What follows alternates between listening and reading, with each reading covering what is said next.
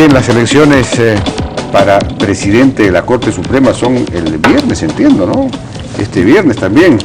Y entonces hay 5 candidatos. Uno de ellos es Jacinto Rodríguez Mendoza, vocal supremo, que está acá con nosotros. Él es presidente de la primera Sala de Derecho Constitucional y Social Transitoria de la Corte Suprema. Doctor Rodríguez, ¿cómo está? Buenas noches, ¿qué tal? ¿Cómo le va? Muy buenas noches, le agradezco mucho esta entrevista por este canal tan importante que tiene mucha sintonía. Bueno, dígame, ¿cuáles son los puntos principales de su propuesta, digamos? Bueno, mi propuesta primero es rescatar los beneficios sociales para los magistrados, sobre todo para los supremos que se encuentran disminuidos por la última ley de fortalecimiento del Poder Judicial, en donde se han modificado algunos artículos de la Ley Orgánica del Poder Judicial, donde realmente se quitan muchos derechos. Entonces, uno de ellos es luchar porque reivindiquemos estos derechos sociales. El otro es una modernización total del Poder Judicial, una reingeniería del Poder Judicial. Pensamos hacer cambios a todos los niveles. ¿Cómo así, por ejemplo? ¿A qué se refiere? Por ejemplo, rescatar a los trabajadores que tienen mayores facultades, mayores capacidades, colocarlos en los lugares que realmente pueden rendir mayor trabajo. Es decir, buscar a la gente que realmente tiene vocación de servicio y con ello transformar las mesas de parte, poner gente idónea que permita informar al público y también registrar en el sistema informático la materia que ingresa, el expediente que entra, la pretensión que entra, de tal manera que de ahí se dirija ya exactamente cuándo entra relatoría, cuándo entra secretaría y se pueda agilizar el trámite procesal. ¿El personal que está ahí en este momento no es idóneo? Exactamente, tenemos personal que no está capacitado, necesita actualización constante sobre conocimientos de derecho y sobre todo sobre trámites administrativos netamente. Y dígame una cosa, para luchar contra la corrupción, que es un mal que afecta al Poder Judicial y a la Fiscalía de la Nación también, como hemos visto ya en los últimos, todos los casos, los mega casos que se han ido produciendo, y en fin, en general, ¿qué es lo que plantea usted? Bueno, uno de los temas, uno de los ejes que tengo en mi plan de trabajo es precisamente combatir la corrupción.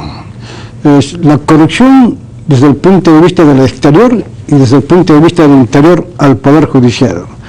En el interior del Poder Judicial se ha detectado algunos casos aislados de corrupción, por ejemplo de coima, ¿no? Y esto hay que buscar qué magistrados, qué personal del Poder Judicial pueden caer en estas faltas, detectar a la gente que realmente trabaja con honestidad. Y para esto tenemos que ahondar el aparato de control interno del Poder Judicial en 2 dimensiones. Primero, como preventivo, ¿no? Hacer que se haga visitas inopinadas constantemente sin que se les notifique a los magistrados, es decir, se les sorprenda cómo vienen trabajando. Estas visitas inopinadas nos van a permitir ver realmente el estatus, el grado de responsabilidad, la capacidad de producción que tiene cada magistrado. Y luego pensamos también reforzar esta oficina que ahora se llama ODECMES para que tengan un presupuesto especial y estén viajando constantemente a controlar a los jueces, a los magistrados, para evitar la corrupción. La corrupción en nuestro país es un mal necesario. ¿Necesario? No necesario, sino no es un mal necesario, sino estamos tomando la palabra de algunos candidatos políticos que han dicho que hay que robar un poco, hay que compartir el robo, etcétera, sino eso es un laxis linguis. El asunto es de que realmente hay que combatir la corrupción indicando y informando de que es un delito grave y que en caso de que cometan una falta, una corrupción de funcionarios, estos van a ser inmediatamente castigados y que tiene que ir al campo penal para que, lógicamente, tratándose de la gravedad del caso de un funcionario público.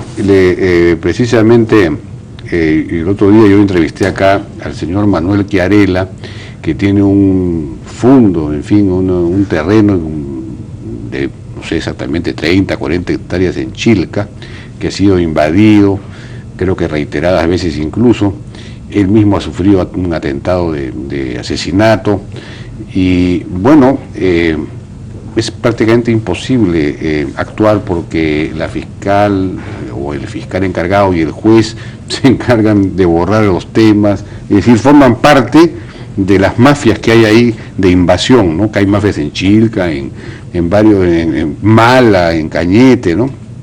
Entonces, y lo que él me decía es, en el caso de la policía, me dijo, ya se ha arreglado, porque desde que entra Urresti, pues saben que si entran en esta clase de colusiones, los van a mandar a la cárcel. Pero en el caso del Poder Judicial y de la Fiscalía hay impunidad total, es decir, pueden hacer lo que quieren los jueces y los fiscales y no les pasa nada, ese es el problema.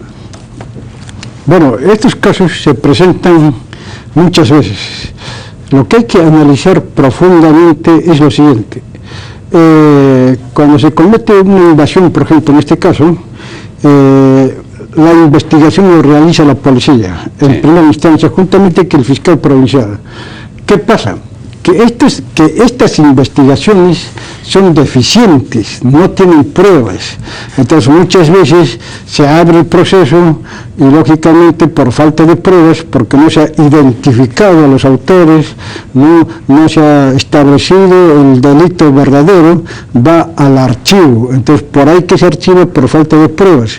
Estamos hablando de una técnica de investigación, de tácticas de investigación, es decir, concretamente de criminalística. Claro, pero en este caso no era así, ¿no? Las pruebas estaban, el propio fiscal o la fiscal, ya no recuerdo si era hombre o mujer, pues enterró las pruebas, no recogió la investigación misma, porque el fiscal ahora tiene la potestad de decir, recibe la información de la policía o el informe o el atestado, pero el fiscal puede decidir qué cosas toma, qué cosas no toma, y simplemente desecha, no acusa, cosas de ese tipo. Bueno, no tenemos tiempo para entrar ya en este tema es importante porque puede pasar eso. Entonces, en ese caso, mi gobierno va a implementar un control absoluto a esta clase de expedientes para detectar si hay anomalías.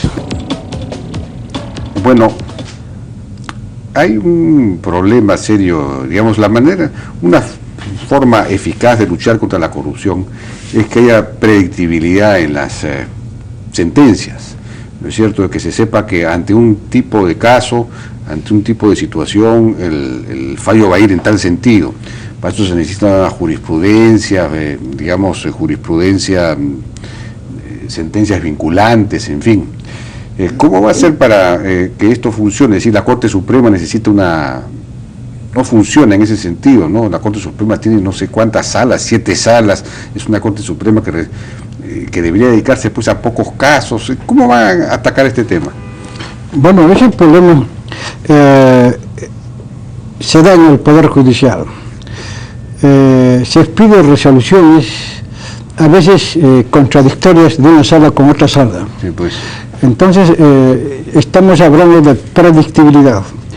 En este caso, nosotros vamos a hacer una estadística y concretamente vamos a hacer premios casatorios, premios jurisdiccionales, para que exista un acuerdo uniforme, que los magistrados discutan profundamente sus posiciones, sus divergencias, y una vez que analicen todo esto, lleguen a una conclusión de cómo resolver estos casos. Estos casos se presentan generalmente cuando existen vacíos de la ley, es decir, la ley es insuficiente y por eso que la divergencia de opiniones entre los magistrados. La idea fundamental es de que... y también cuando hay corrupción, ¿no? Un juez puede salir de pronto con una interpretación distinta porque simple y llanamente fue influido económicamente, ¿no? Es decir, en cambio, si ya hay una línea clara, entonces ya no hay discrecionalidad, digamos, de parte del juez. precisamente puede pasar esto porque como se puede hablar de una sentencia forzada, ¿no? Porque cuando no hay criterio uniforme puede utilizar hábilmente un juez. Para eso justamente la idea en mi programa está de que todas las sentencias a nivel nacional se tengan que sistematizar, tengan que estar en el sistema integral, total, de tal manera que el público, el litigante, pueda conocer cuál es el resultado de un expediente y de su expediente que puede ser similar. Entonces ya se produce una seguridad jurídica. De acuerdo. Bien, doctor Rodríguez, bueno, le deseo suerte pues en su postulación, ojalá que pueda funcionar. Veo que hay dos candidatos que aparentemente tienen más fuerza, ¿no? ¿Esto es verdad o no? ¿Usted cree que tiene posibilidades? Yo creo que los que estamos discutiendo en este momento con mayores posibilidades somos tres candidatos, el doctor Ticona, el doctor Prado Saldarriaga y el que habla. Y hay una duda de muchos magistrados para elegir justamente al nuevo presidente en vista de que se han presentado algunos problemas últimos que el periodismo lo ha indicado. Entonces eso puede hacer que se cambie el voto de los señores supremos. Esa es su esperanza. Bien, doctor Rodríguez, muchas gracias por su participación en la Hora N. Vamos a una pausa y regresamos ahora con Luigi Valdés. Él es un conferencista en innovación en América Latina, autor de varios libros. Ha venido a dar una conferencia en un posgrado de la UPC. Regresamos.